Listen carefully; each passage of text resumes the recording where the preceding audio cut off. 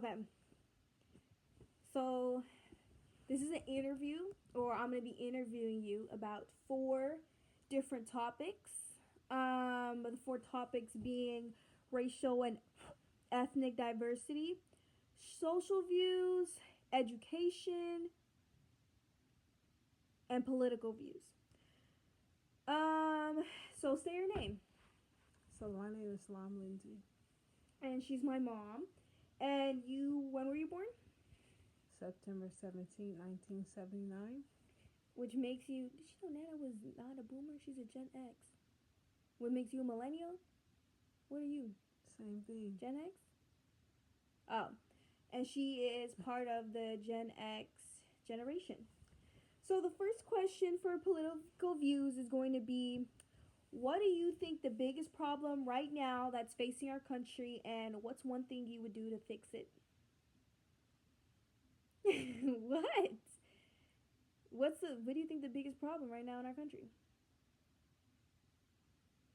I, Let wow. me think of some things. Uh, Like the whole gun control, the school shootings, that's a big problem right now. Um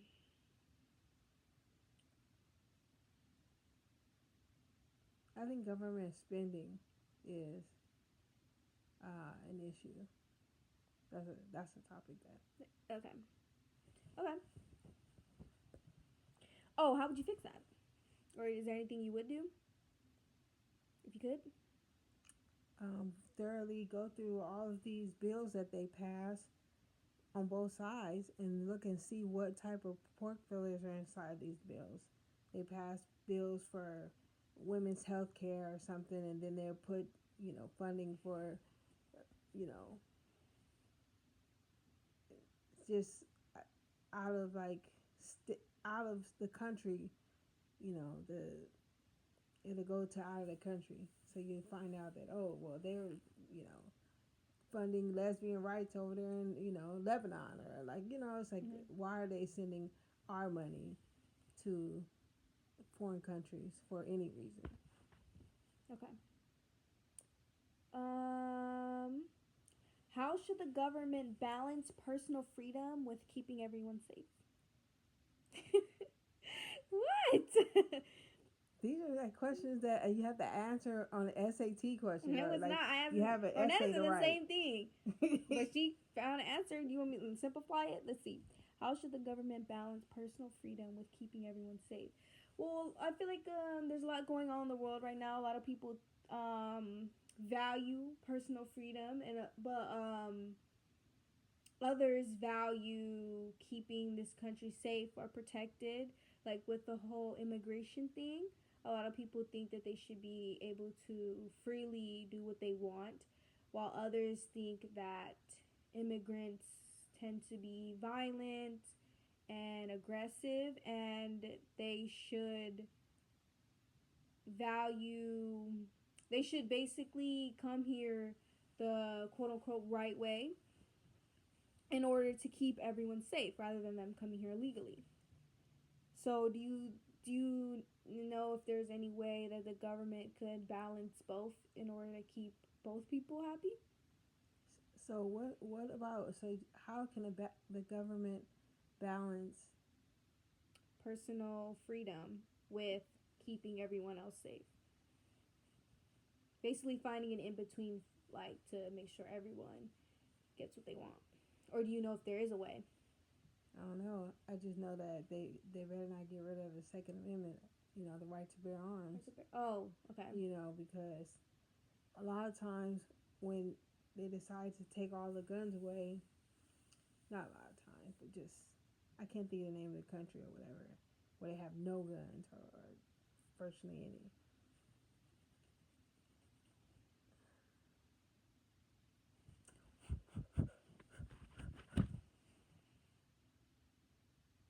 It's okay if you don't know if there's anything. Nana, I don't know what Nana said. She said like, Yeah. I don't know what she said. She might have said the same thing. Yeah, you can't balance personal freedoms. Just feel like it's an answer. I just don't have it. I can't think of it right now. It's like you have to be able to enforce the law. Mm-hmm. Put people behind bars that definitely need to, but you don't want to encroach upon people's rights as well. Because if they Mm-hmm. stop and frisk or lock you up because you a certain, look a certain way or whatever, that's wrong. Mm-hmm. So I don't have a solution to that. Sorry. That was okay. Um, what role should the United States play in world affairs? Mind your own business. The United States? Okay. Yeah, I feel like you can hand out foreign aid, but then it's a lot to it. Like where America has their bases located, their army bases or military bases, and they're only there for certain protections, but also they take from people of the land or the country they're in. So it's like, yeah, I think they should just mind their own business, except for seriousness, like donate aid.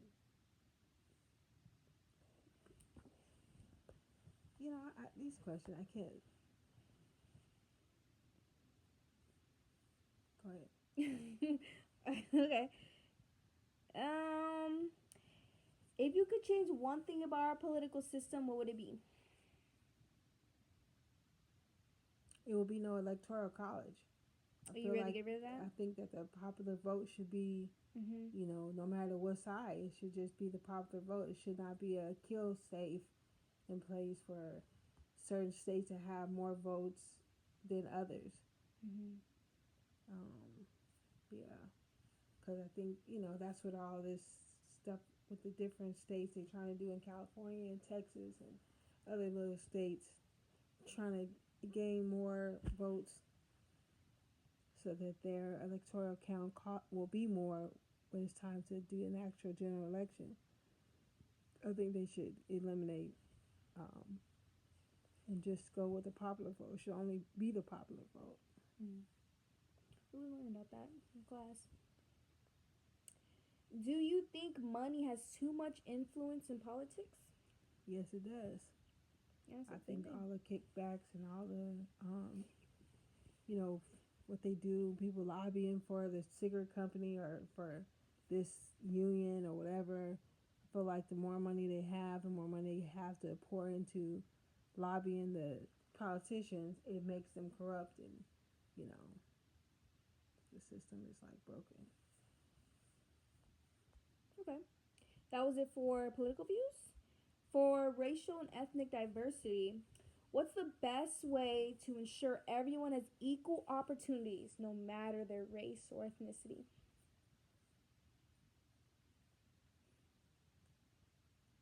Another question?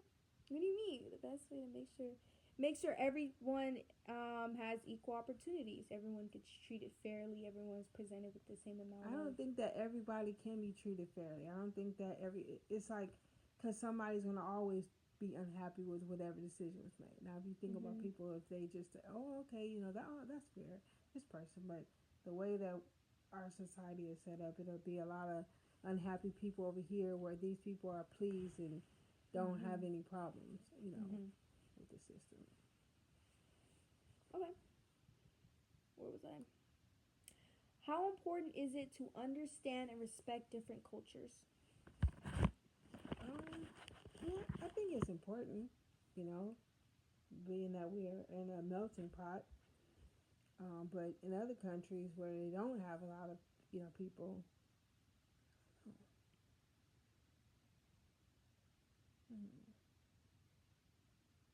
I think to yes, I think that. See, but it's hard to discuss people when you live in America, where this is a Mm-hmm. melting pot. It's a lot of people, and I don't know, like what religion or what faith can be dominant or over another, or if all of them should be treated equal. I don't know. We have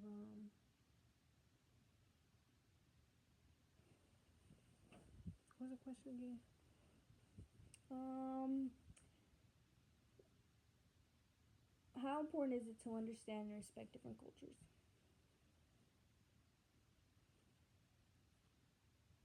So you said you thought it was pretty, it was important, but difficult to do, um, considering the many different cultures we do have in America. Right. So they, people. I mean, I guess if the people start to disrespect their culture, they'll like make fun of people who decide to wear a hijab or something like that. Like, they don't Mm-hmm. understand the history behind it, and so I Mm-hmm. think that it is important that people learn something about their culture. But Mm-hmm. um, I don't know what else.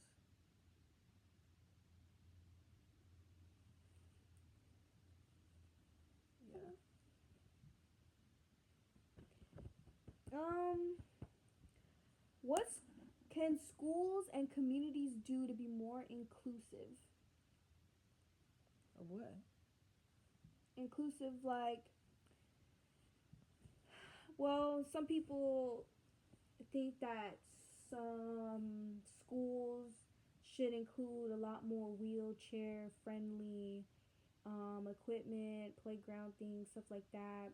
So maybe important, like adding some more less. What's the opposite of ableist? Less ableist. The word? People who need help. Yeah, like those, like they're inclusive. Like um, right now there are some people who believe that Christianity should be taught in schools and just, or like the Bible should be taught in schools. And some were saying that, well, if you're going to teach the Bible, teach the Quran, like other things. So, like, what do you think that these schools and communities can do in order to include everyone rather just one one community? If that makes sense. Well, I think that schools can do a lot. Like they can, um, like schools can not necessarily exclude people, but include people. So, Mm-hmm. just to make the holidays, for example, a lot of people celebrate different things. So, if you want to get together as a group of people or something and celebrate this, or they want to talk about this at lunchtime or whatever, that's fine. You shouldn't Mm-hmm. stop people from talking about anything. They want to have a deaf rock group or people who worship rocks. If they want to spend their time, on campus and they want to talk for 30 minutes about how important it is to worship rocks, then they should be let to be. It should not be there to discriminate Mm-hmm. against them. Shouldn't it be one religion? It should just be all religions. So even if Mm-hmm. they, want to do the call of prayer, I mean, obviously you can't do it during school hours, but after school hours, or whenever, I don't know, that'd be kind of difficult too. Yeah. So they just need to just be inclusive, like everybody. So if one person, one group of people want to, you know, celebrate Christmas, then you might as well let people celebrate Hanukkah. You might as well let people Mm-hmm. celebrate whatever they want to celebrate, but not to be not inclusive. Like Mm-hmm. trying to stop people from doing whatever it is that they want to do. Mm-hmm. Okay. Um, what should people do if they see or experience racial or ethnic discrimination? I was gonna say punch him in the mouth. Ooh, a lot different than that. She said just walk away. I had two different answers. Yeah, because they can just walk away. That's the appropriate thing to do would be to walk away. But in my experience, sometimes depending on who says what and how Mm-hmm. determines my course of action. Mm-hmm. You know, if they're blatantly outright like, what I'm saying, or throwing f bombs, that's fine, whatever. But if they directly look at me and be like, you this that or whatever, and they mean it, Mm-hmm. then maybe I might have to, Mm-hmm.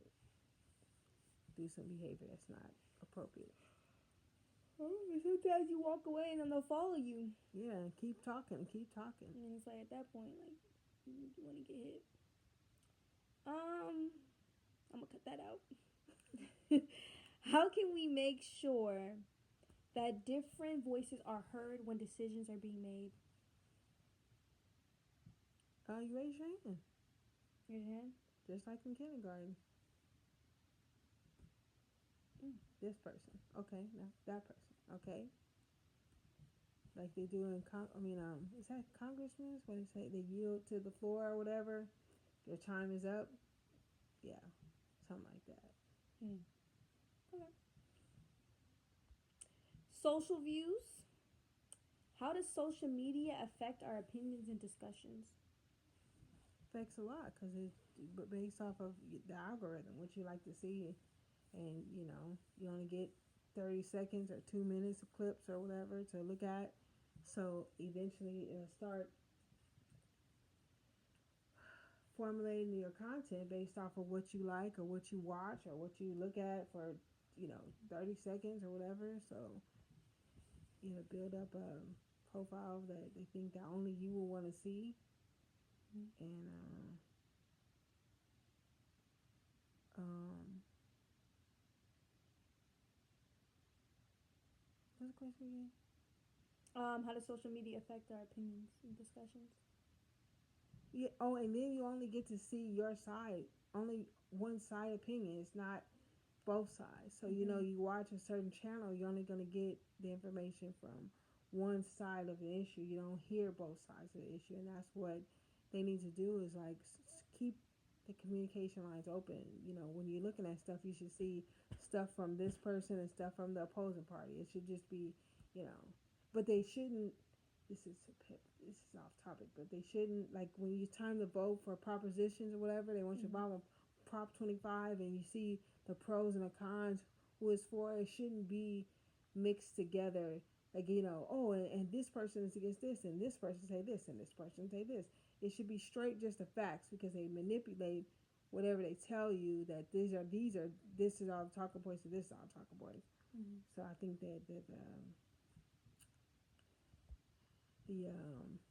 yeah. So you should be able to view all content instead of just catered to you. Mm-hmm. Shouldn't be tailored to you. What's the best way to deal with poverty and inequality? That's a loaded question. I don't know. You didn't To deal with poverty, because somebody got to be poor. Everybody can't be rich.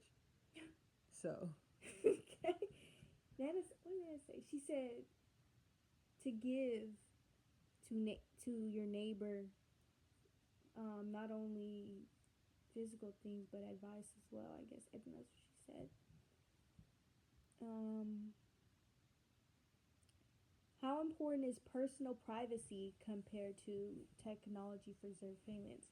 And with this one, I was a little confused about what I meant, but I was trying to say how some people how there's like public security cameras and public and stuff like that. Some people may say that, all right, do you value your personal what's the word privacy over technology out in the open or surveillance? Yeah, cherish personal privacy because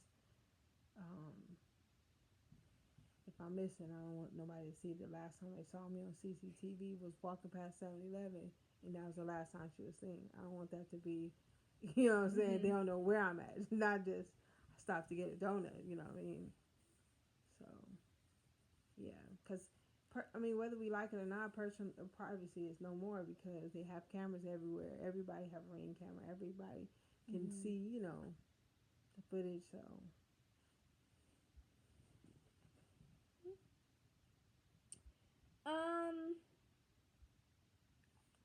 How can we make sure everyone can afford healthcare?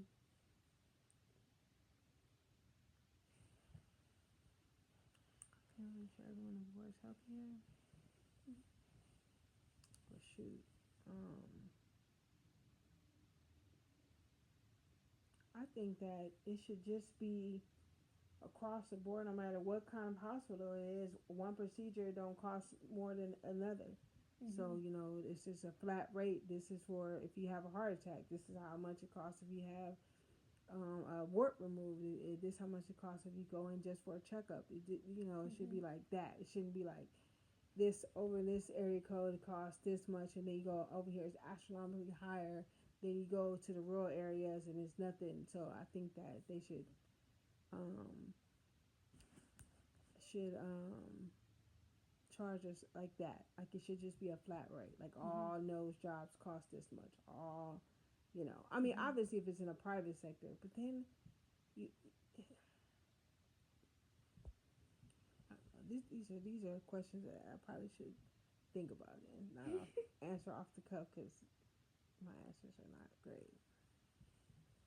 So I know I said the same thing. She said, right. How important is it for people to get involved in their communities? I think it's very important. I think that everybody should get involved with their community. Is in picking up trash. Everybody should, you know, Mm-hmm. like should do something to help out instead of it just being you drive by and drop the trash on the ground. You see a homeless person and just you don't have no sympathy for him. He's just like get out of my way, boom, or you know, like you know, sorry, you know. So that's terrible. Um, but yeah, everybody do their part. Like you said, each one, you know, teach one. Each one have a open door policy, but you know, it's like humans are defective. You know, Okay, our last topic is education. And for the first question, it is what changes would you make to schools in order to help students succeed in the future? I would not like have a, you know, I would have make it important to where teachers are like they're like unbiased people. You know, Mm-hmm. you don't just because you live this way don't mean that everybody should live this way. And I don't think that teachers should have like agendas or like yeah, I use that word for lack of a better word, but like you know just a certain way they are with people, and I feel like if they just let all the politics and kept everything neutral from you know grooming yourself to like what you know is on the news every day, you know it'll be fine. You know, people let them teach critical thinking. You know what I mean? Mm-hmm. Let teachers be um, the persons to teach you how to think critically. Because once you learn how to think critically, then you can listen to different views and be like, well, I can formulate an opinion off this or that, or this is stupid, or I don't know. Now I agree with this. I thought about it, or I went through whatever, and you know now I have a different opinion about something. But I think that's how they can make schools better if they were equipped with the skills to be able to teach students how to think critically.